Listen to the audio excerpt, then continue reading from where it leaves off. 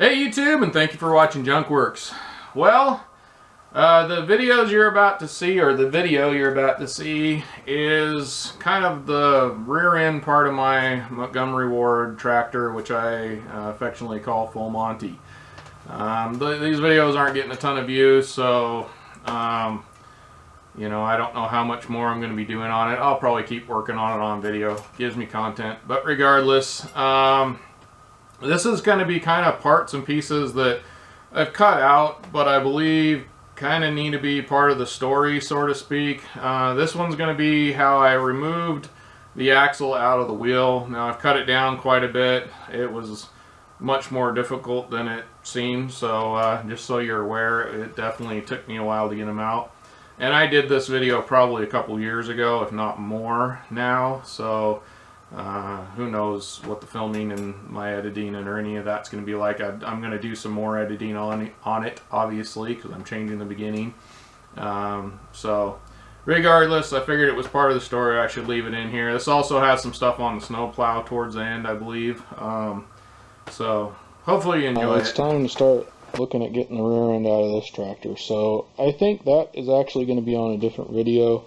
So if you want to see how I do that, go check that one out. These axles are actually too short, even though I thought they were actually going to be longer, just because that tractor, the width in the rear end is so much wider. But somehow it just didn't work out. Anyhow, that's what I get. I only got 50 bucks in that tractor. I'm not disappointed in it whatsoever. So I'm going to stick this back in, and we're going to try and go a different route. Well, YouTube, this is fighting me all the way. So, since that axle isn't going to work the way I'm hoping it would, I am going to try to relieve these wheels from this axle. And my plan, whether it works or not, is to, first of all, take my air die grinder and the cutting wheel and cut this wheel off the best I can, just to get the majority of it out of my way. And when I get done doing that, we'll move on to the air body saw. I didn't have much left. I decided to go back to the cutoff wheel, because the cutoff wheel just wasn't working out there at the angle I was at. But then I realized, well, I'm going in closer, and I was able to actually get in there with this and make the last few cuts. So I think 5.0, I have an idea, and when I get this one done, I'll show you on the other one. It ain't pretty, but it seems to be working. Take my die grinder, cut in like that, turn it a little bit, cut in, and then I gotta go back to this, over to this side, cut this way, turn it, cut this way, turn it, cut this way. And pretty soon, all the little lines will meet up, and it'll be able to knock that out of there. Like I said, not pretty, but it is working, and it's a lot faster than using that air saw. And so far, the best thing I've come up with yet. And I have gotten one free. So, well, so far free. I still got to clean it up, but we'll see. Anyhow, so I'm going to work on flipping this over and doing this side, and the reason for that is because, like I said, this is like a double wall in the middle here, but it's actually working really well because it's a thinner area to cut through, and then I can actually turn the grinder this way easier than trying to grind around out here and trying to pull it out. So we got both the axles cut free of the wheels, except for what is stuck to the actual axles. And before any of you comment out there, oh, a torch should be easier, a plasma cutter would be easier, you should use this, you should use that.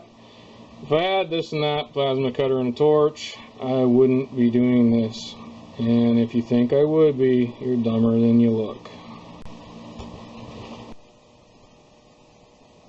Alright, well, we're making a little bit of progress here. I found a big old socket that was already cracked and duct taped up that I got for free in a box somewhere, that axle fits through just right. And as you can see, it's kind of going down in there. I don't know what that thing is I'm pushing with. This is definitely one of those places where if you do something I do and hurt yourself, I'm not responsible. If you don't like the way I'm doing it, don't do it. But I PB blasted this thing and I torched it, and I finally got enough heat and PB blaster down in that hole, I think, for that thing to start coming loose. I've just been putting pressure on it and heat, and this thing is starting to pop, pop, pop as it goes down. So hopefully I'll make some cool noises for you when I do some filming.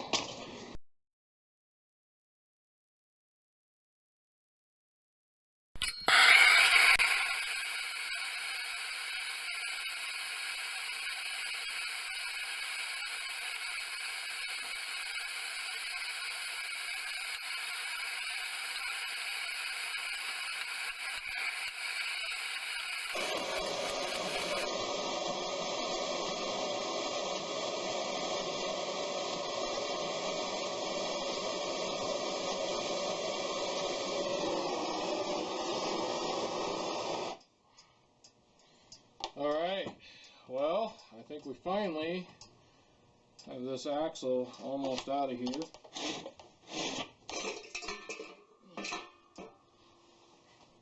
I just got to get something that's a little bit longer now to shove down in there so that I can press on it some more. So, luckily this works. I think sorted out. I'm hoping as well. But the tires I have not sorted out yet. Now, I got these over here, and what these are is actually tires off a tractor I bought quite a while back, that I bought actually from my mom, and that really hasn't worked out very well. Unfortunately, I gotta do some work on it as well, but it's definitely a down the road project. But I went and looked, and it's got the same kind of stupid axles that are a pain in the butt to get out.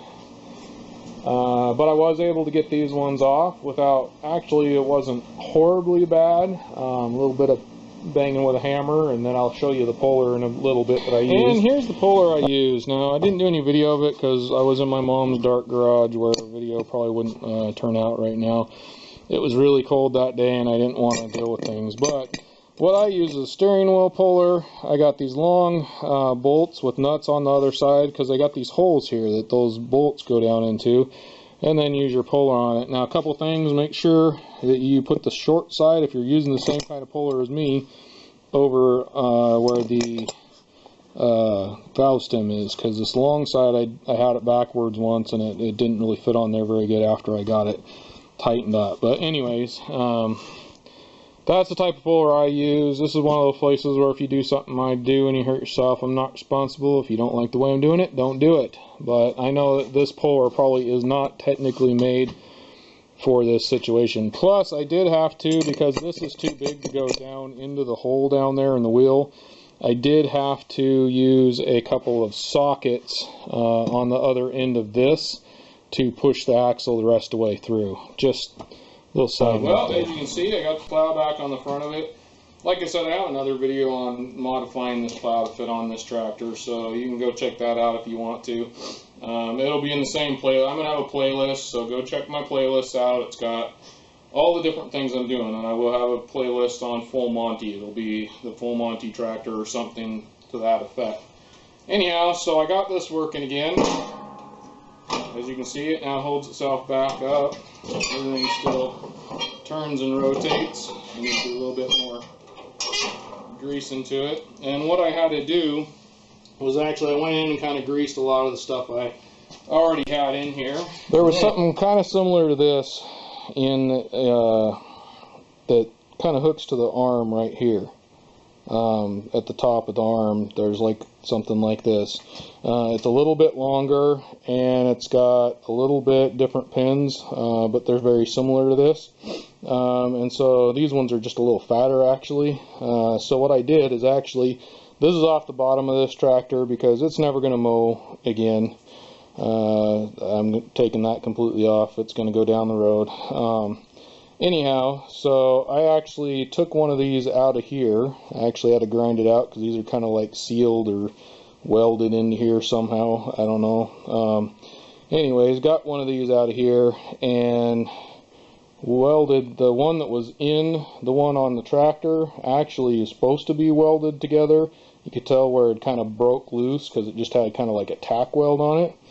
Anyhow, so I took one of these and welded a new one onto here, because it was pretty well wore out, the one that was on here. And that's fixed this problem where it wouldn't, the plow wouldn't stay up right there. I think that was the whole problem right there, is that part had broke. So anyhow, next time you see this, hopefully it'll be plowing some snow. So if you were kind enough to watch that whole thing because you for some reason needed to know how to get the axles out of a wheel the hard way, but I don't think there was a whole lot more I could have done.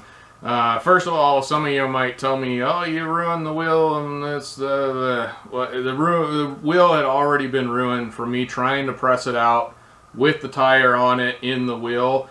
I bent the wheel, completely destroyed the whole wheel, was just almost pretzel like, or not pretzel, what am I trying to say, like Lay's potato chip like. Regardless, it was ruined already before I cut into it, so just so y'all know. In the end, I got the axle out, I got the tractor back together, I started plowing, and the axle promptly broke. So I have some other videos on that, have some other videos showing it plowing, so that won't be in this video. This is just kind of, like I said, it was just kind of parts and pieces that I'd cut out that I thought kind of needed to be part of the story. So if nothing else, this tractor will have its own little story. But I do have other videos on this, on the rear end, on making a locker that I believe will work.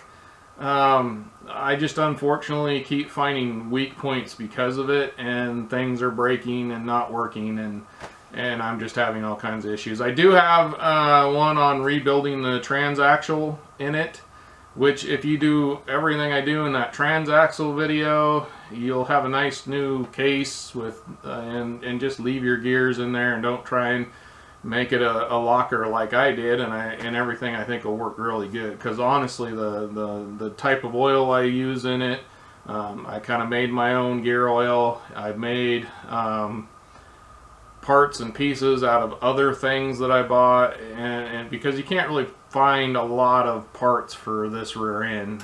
If they are out there, I looked around and I found a few things, but they were either way more expensive than I wanted to spend, or for a different application and it might work kind of thing. So regardless, if you're enjoying this video, if you enjoyed this video, or if you have a tractor like mine, I do have a whole playlist on this tractor of things I've been doing to it. Unfortunately, it just didn't work out. Alright, thanks for watching Junkworks DIY Garage, where I'm Jack of all, and obviously Master of none. You all have a good one.